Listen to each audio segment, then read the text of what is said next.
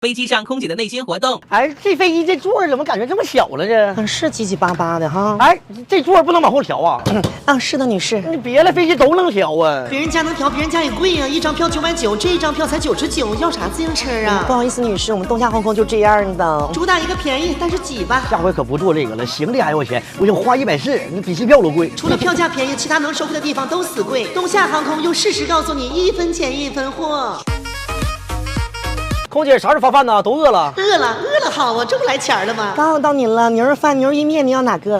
牛肉饭吧。好的，88一份。什么玩意儿要钱？88，这不都免费的吗？不好意思，先生，我们东夏航空是没有免费餐食的。那我不要了。您确定不要吗？哎，闻着香啊。要不给您来一份热腾腾的？哎，要不来一份啊？88也不贵，肉很多的。小样馋死你！来一份。Yes。